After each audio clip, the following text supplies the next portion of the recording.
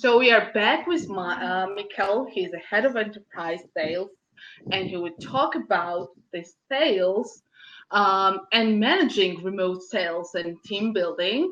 So he also will have a half an hour Q&A session after his talk. After break, we'll have a half an hour Q&A session. So get ready to ask any question you will have during the presentation. All right. Very good. Can everyone, I suppose, can see my slides? Marion, can you tell me my notes are not showing, are they? I guess not. All right. I will kick off. So thank you very much for giving me the opportunity to speak today.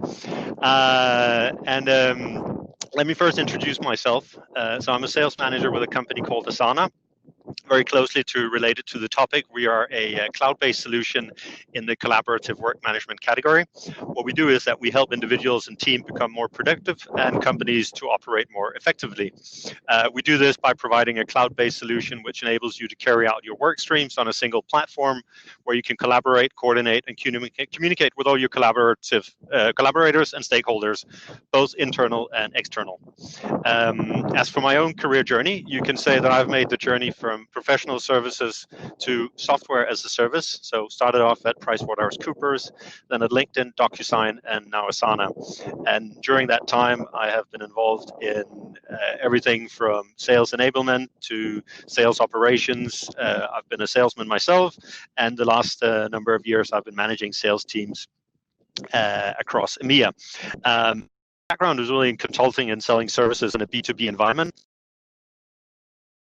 Thinking about really be based on the B2B or B2 government to B2C, but of course some elements of sales remain true. So really look forward to sharing my recent experiences in managing a fully remote team, but also experience of managing a remote team in general, and I'll share some of my thoughts on how to build a sales process. Just wanted to say that this presentation is my personal views and experience as a sales manager. So I'm here speaking to you as a sales manager, working for Asana at the moment, but speaking in my personal capacity. So just wanted to be clear on that. So just to quickly here, sort of working from home and remote working. I mean, what we're experiencing now is really unique circumstances. So what I'll be talking about today is more remote working, where some may work in an office, some may work remotely in their kitchen or in their home office. But I will share sort of a few thoughts on what it's been like to have your whole team all of a sudden move home. And I think there are some fundamental challenges in managing an individual team from home, and if you plan to set up a virtual team, make sure you discuss how a team member will be working, because I've seen during the last 2 months here is that some can operate fine, but others is finding it more difficult to do. So some lessons from the last 2 months. The first one, it sounds really simple, but it is very important, and I call this just get dressed. I found myself and many of my colleagues have found this important, of getting up and getting dressed for work, mentally and physically, and really maintaining the routines that you've had on normal days. Then secondly, find ways to replace what I'd call sort of the water cooler chats. So when we work together physically, a part of your work is done by the coffee machine or the water cooler, and it's not still about gossip. Small talk about customers, a sale, a business challenge is often done in the hallway or over a coffee. So try to recreate that. What we've done in my team is that members of my team actually set up morning virtual coffees where we would dial in just for 30 minutes to chat and share how we were doing and what was going on in our respective countries and lives. then I'd say, speak openly, be open in your one-to-ones with your team, what's working and what's not. Kids, pets, everything will disturb, internet will break down. You'll have to dial in from a gas station somewhere in Holland. But that's okay. That's what happens in these times, and encourage days off when needed. And then this separating work from home is really crucial. If not, it all blends together. And I've had strict routines myself: exercise in the morning, lunch with the family, kids break in the afternoon, dinner, bedtime, etc. And I've actively encouraged my team to add breaks in their calendar. So people respond differently, and all have their different set of circumstances. So just be mindful and respectful of that. Checking in more frequently, and knowing who to check in with frequently, and others also to give more space. Um, so so some of the challenges I've faced over the last 18 months in general, having a remote team. Just for context, I have a part of my team is in Dublin, a part of it is in Munich, and another part of it is in London. So these are some of the challenges that I've experienced over the last 18 months. Now, especially, it depends also how you're set up. If you're, let's say, brick and mortar, if you're set up as an office first or a remote first company, of course there'll be different challenges. So what I've experienced is really coordination among teams, communication and tool fatigue, especially as of lately. We hear the Zoom fatigue, which we were definitely also hit by, and then just managing shifting priorities and times when you're not there to catch up, as mentioned before, over coffee or in the hallway. Limited visibility depending on the tool stack that you're working with. Meeting follow through, again, some of these things that just happen on the fly when you're in the same office, and then feedback and approvals. So I've jotted down a few points that I've learned over the last 18 months, and that hopefully can be that hopefully can be useful. So before so before I worked remotely myself, but really experienced some unique challenges in the last 18 months here, as I said. So if we take it from the rep that you're working with in your sales team, or another one in your sales team, I would say it starts with setting expectation. So if a potential hire is not used to working remote, or will be remote while the rest of the team are not, talk through this during the interview process. How do they feel about it? Have they experienced in the past? How are they going to manage? Some are very good at managing themselves, others less so. So be open about that in the recruiting process. Next is onboarding. When you onboard a new rep, so much of what they need to learn is not written in a manual. Especially important in a startup or early stage, where the sales processes, the playbook, the best practice is not always codified. I call this institutional knowledge. So all the tips and tricks only experienced reps know, and I really experienced that with a few that started the team, where not being in the office for the first period, and being there often during the first 6 months, they just didn't pick up and learn these things that experienced reps will intuitively know. By the way, when I use the word rep, in my case, that's short for a account executive or account manager. So what I found useful was to bring the new reps to Dublin for 2 weeks, and then ensure they came back often. I've also assigned mentors and buddies. There's a formal mentor system, but I also trying to find other reps and other offices could help. So really that they have as many contact points as possible. Personally, where I probably failed was not spending enough time myself in the remote office with the new reps. So for our customers, we talk about face in the place, and the same thing is here. So if you have people working remotely, take the time to show up and show that you care. In my experience, you do need to bring people together to truly form the team. You don't have to be together all the time every day, far from it, but make sure you organize team days every quarter if possible. What I've done is bring everyone together at least once a quarter for our victory planning sessions. So those who are working in remote locations will come and spend maybe a day or two before and after, and just sit and work from the office. I've also encouraged them just to drop into Dublin whenever, not for meetings necessarily. I mean, obviously, they would want to set that up when they're, but just to sit and work for a day or two. And likewise, I've encouraged the Dublin reps to work from London and the Munich office. And then some operational points. I'd say map core workflows and processes so that everyone knows when to do what and by when. For example, I have some core tasks for teams to complete every week. We have a shared project where we follow all our joint tasks. And then I have individual projects that that was for my one-to-ones with the team members, and then of course sort of agree on central resources to store and share information. What I'll do here is just share briefly what we do. So I think, what is it you say, sort of spoiler alert. Obviously, we work in Asana, so I'll just show you briefly how we do it. And we have very clearly all the tasks are set with assignee due dates, attachment comments. They're tracked to one or more projects depending on the tasks. For our team tasks, there is also custom fields so that I can track and prioritize anything in any overviews or filters that I have. Here I show an example of a Kanban board. Some people in the team likes to use that. I use this, but sometimes also a list view, and that helps me keep track of it, and also gives everyone visibility. So we avoid what you could call this asymmetry of information, where everyone is not really sure about what the other one is doing and by when.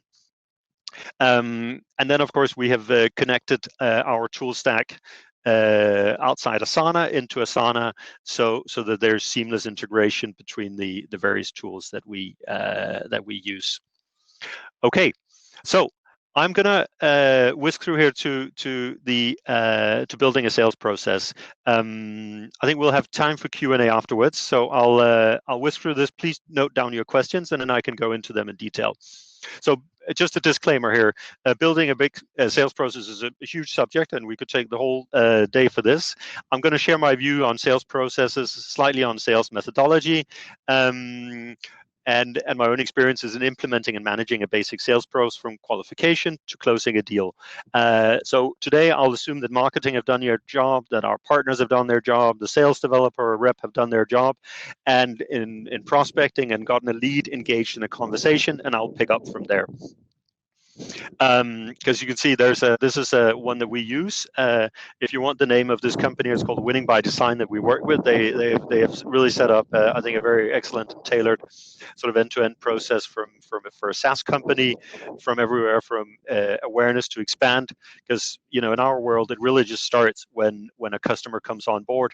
That's when the journey starts, and we begin to implement and make sure that they have full use of Asana.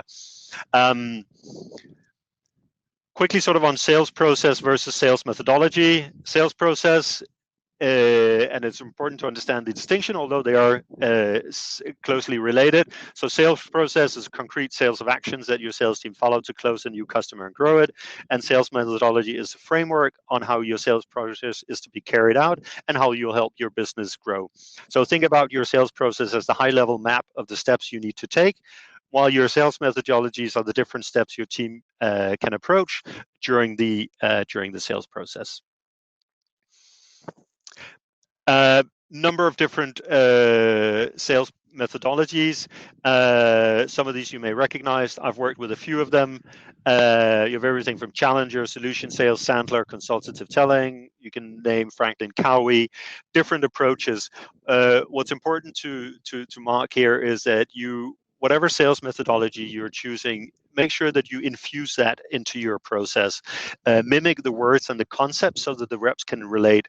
Often you see a sales method being introduced, but then the wording and the steps in the process, as outlined in the systems, are not really aligned to the methodology, and this can cause confusion. And I've seen this over and over again in many companies. Just take a little coffee here. So, what are some of the benefits of a defined sales process?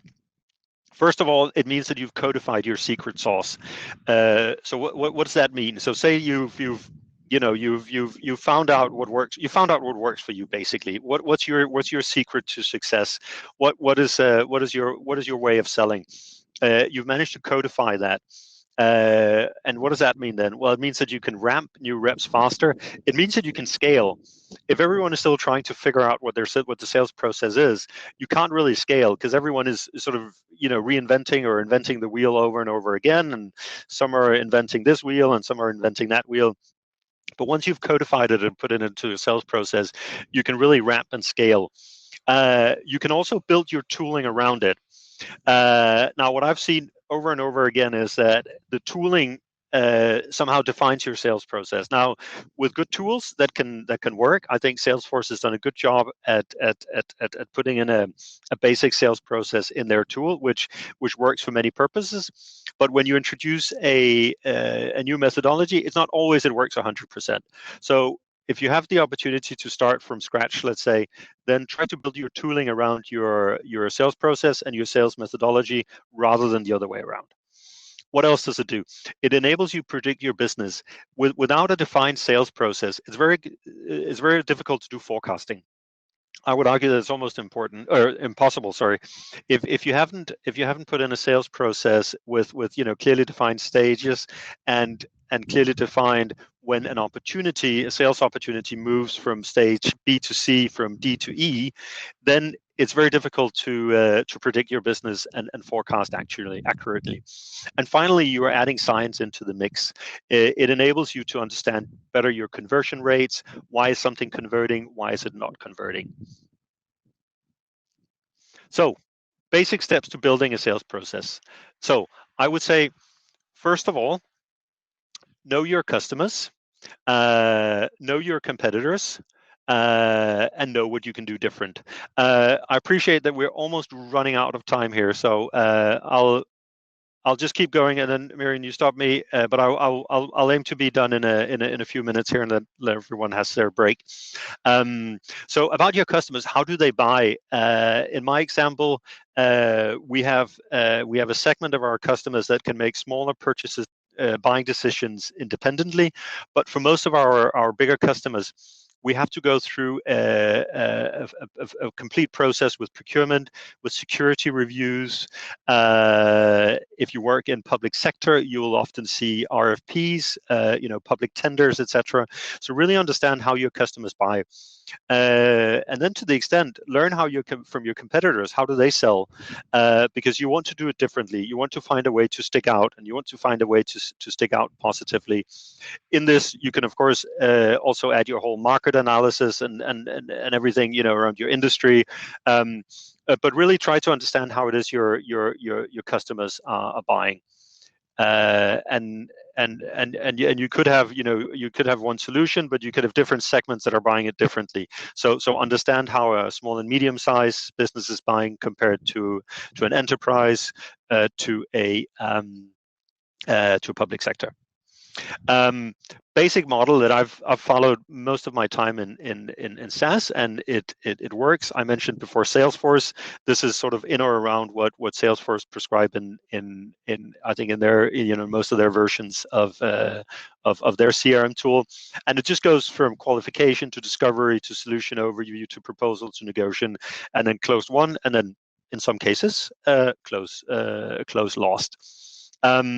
What's important to note here is, again, back to the sales methodology, that at each step of the way, you understand when it moves from qualification to discovery. So many companies will use something maybe simple, something like band, budget, authority, need, time. So whoever is qualifying it needs to have asked questions to understand that there's a budget, that there's someone, authority, someone who can sign off, that there's an actual need, which is always good when you sell something, and that there is a timeline. And then it moves on to discovery. And then during the discovery phase, the rep, let's say they use the challenger methodology, then they apply that methodology to really understand, is there a need here, or can you move to solution overview, presenting you and discussing your solution, and so on and so forth. Another layer on top of this is motions. So this is again related to the sales process, but not necessarily the stages that you're at. So this can be at different stages that you apply these motions in the sales process. So in my case, we talk about adoption play. So basically,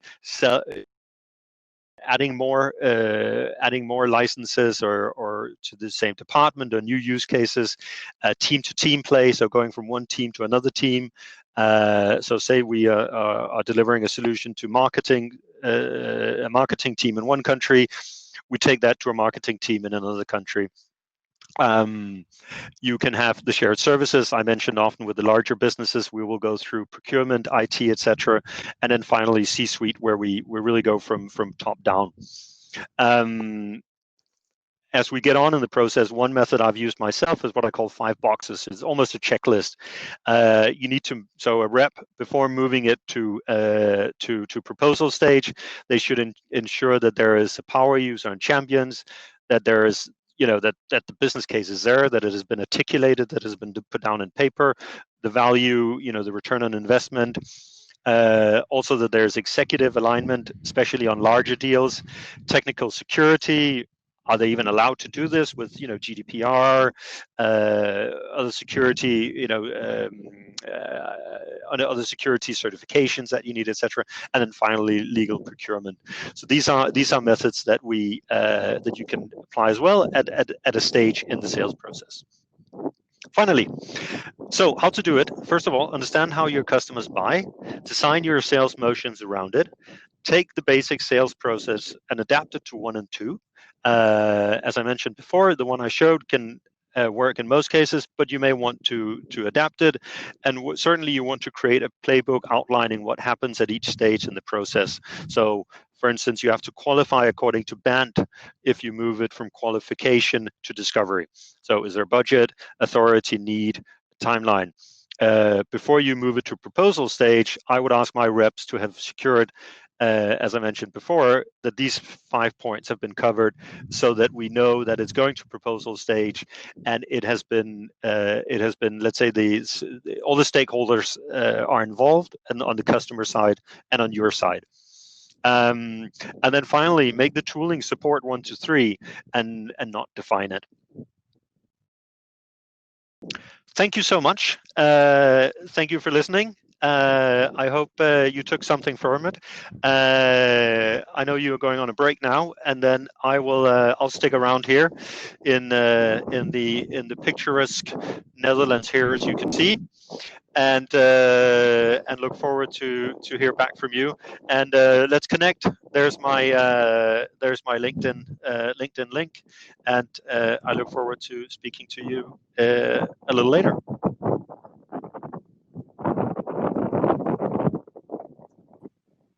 Thank you very much. After break, we'll have a Q&A session with you. And if you have any questions, our dear audience, write in our chat, and then we will have a chance to discuss it with Mikkel. And for now, we'll have a 20 minutes break.